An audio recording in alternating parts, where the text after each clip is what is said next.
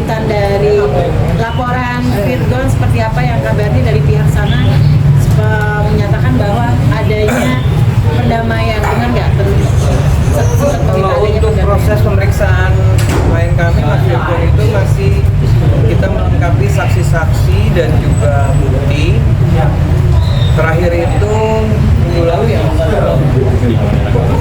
yang di Polda itu. Minggu lalu kita udah siapin beberapa saksi yang mengetahui kejadian itu. Kemudian mungkin nanti minggu depan ada beberapa satu saksi lagi yang kita akan hadirkan untuk dilakukan klarifikasi. Mas Andi, benar nggak sih dari pihak Virgon sebelumnya minta adanya perdamaian sebelum akhirnya melaporkan ke Polda Metro Jaya? Kalau perdamaian memang dari awal kan kita niatnya ingin melakukan upaya mediasi kan, tapi kan ternyata malah kita mendapat informasi bahwa kita dilaporkan. Karena setelah kita mendapat informasi dilaporkan, klien kami menemukan beberapa bukti yang memang bisa kita ajukan untuk membuat laporan. Makanya terjadilah laporan itu di 3 minggu lalu. Memang pada saat kita membuat laporan, kita tidak, memang kita diam-diam tidak memberitahu siapa-siapa. Kemudian pada saat kita kemarin lagi mendampingi pada pemeriksaan klien kami sebagai terlapor, baru kami rilis bahwa memang kita sudah memberikan atau sudah menyiapkan saksi untuk laporan perkara undang-undang ITE yang sudah kita laporkan 3 minggu lalu ya Mas. Mungkin ada data-data yang tersebar itu sendiri, itu ngerasa dirugikan dengan data-data yang tersebar itu kan seperti apa sih? Apa aja yang data-data yang tersebar itu? Kalau yang kemarin kita lampirkan baru sebatas bukti capture, terus juga ada macam apa aja, screenshot aja sih yang baru kita ajukan kemarin itu sebagai bukti. Oh, berarti membantah adanya kawalan perdamaian dari negara, Bang? Udah ada belum?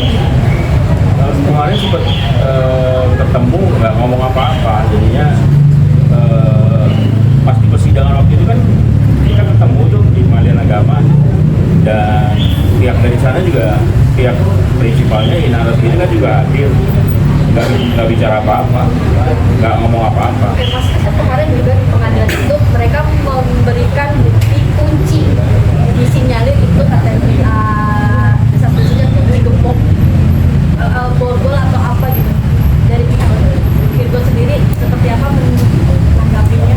Jadi kalau itu kan bukti yang dia disampaikan sama mereka kan untuk kepentingan apa juga kita tidak tahu. Jadinya mereka bawa itu tuh sehubungan dengan permintaan dari majelis hakim untuk menyampaikan bukti-bukti memang gilirannya dia gitu loh. Dan kebetulan kita sendiri juga hanya ngelihat aja mereka melampirkan itu sebagai bukti dan kita nggak tahu urgensinya untuk apa, kita nggak tahu. Jadi dia bawa itu dan buat kami kan itu hanya sekedar daftar bukti aja. Jadi kita nggak tahu persis kegunaannya untuk ketika menunjukkan adanya kunci borgol itu mungkin dari pihak Virgon sudah berkomentar mungkin atas komentar. Enggak. Jadi waktu di persidangan mereka melampirkan bukti itu aja dan bukan pada kapasitasnya kita untuk menyampaikan sanggahan atau pendapat atau apa, enggak. Jadinya majelis hakim pun juga bertanya ini bukti apa, ini daftar buktinya, ininya begitu aja. Jadi kita nggak ada kesempatan buat nanggepin. Kayak tadinya KDRT dalam mengetahui itu bukan semua.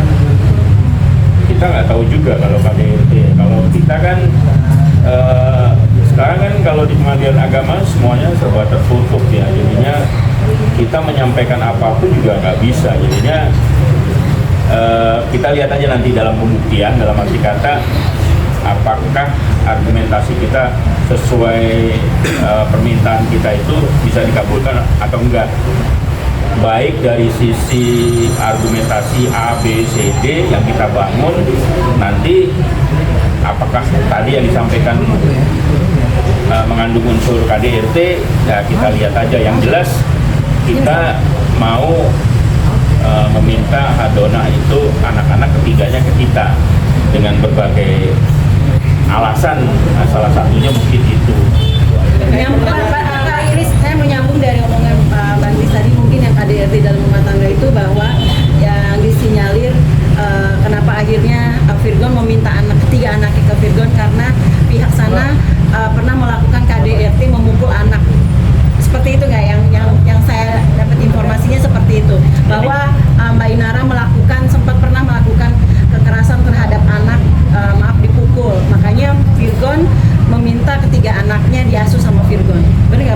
Jadi enggak seperti itu. Jadinya kita membangun suatu kalau dalam hukum itu fundamentum petendi, kalau dibilang fundamentum petendi itu argumentasi hukum. Jadinya argumentasi hukum dalam pengadilan agama. Nah kebetulan juga nggak bisa di-share, nggak bisa dibeberkan, nggak bisa didebat, dalam arti kata nggak bisa terjadi perdebatan mengenai alasan. Makanya kita hanya membangun fundamentum petendi, alasan kita ngambil adona itu apa sih gitu loh.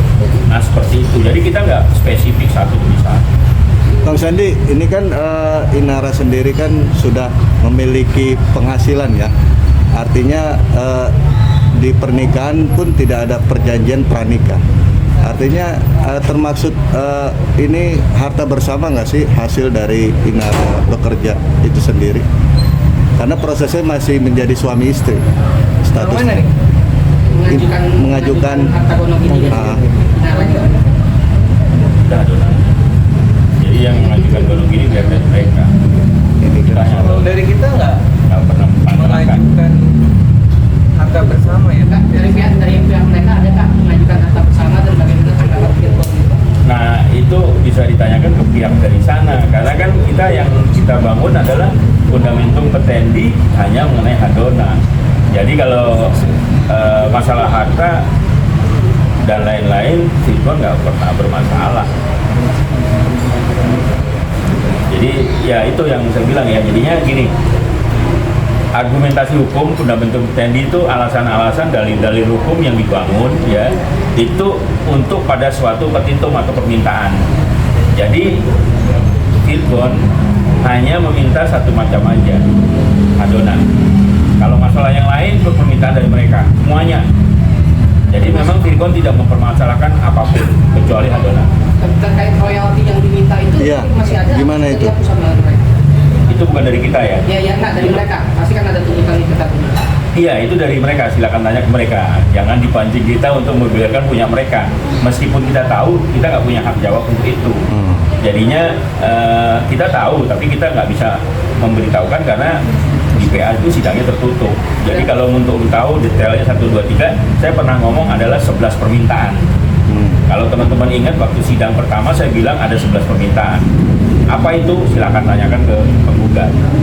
Enak banget nih ceritanya jauh. Bang, mungkin terkait mobil yang dibilang katanya untuk dimasukkan dalam harta gonik ini juga itu seperti apa sih Bang? Ya silakan tanyakan ke penggugat. Kita nggak bisa debat untuk masalah itu. Tapi Yang reaksi jelas kita Virgon- udah ngasih clue ada 11 permintaan. Kak, reaksi dari Dari Virgon reaksi. diminta itu gimana? Ya kita boleh-boleh aja. Namanya permintaan kan di pengadilan manapun, baik di pengadilan negeri, pengadilan agama gitu, permintaan permohonan itu kalau dikabulkan sama majelis hakim itu aja. Sama seperti kita yang kita minta cuma adonan. Nah nanti perkembangannya gimana kita lihatnya nanti. Sidang kita kan kemarin terakhir kan sidang pembuktian dari dia, tertulis dari dia udah 2 kali nih.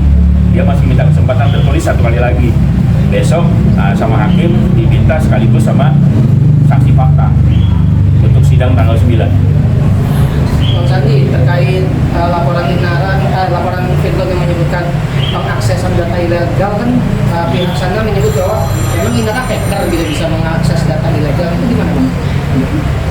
Iya kalau itu masih dalam proses penyelidikan laporan awalnya pembuka, karena itu kan salah satunya ada keterangan yang di berita acara klarifikasi, jadi kami nggak berani menyampaikan lebih dulu sampai kasus ini berjalan sampai proses penyidikan. Agenda pemeriksaan tadi apa? Minggu depan insya Allah kita akan hadirkan 1 saksi untuk memberikan keterangan yang pada saat kejadian Virgon itu lagi bersama dengan dia. Saksi dari pihak keluarga Virgon apa? Dari keluarga ada, dari orang terdekatnya hari-hari juga ada untuk saksi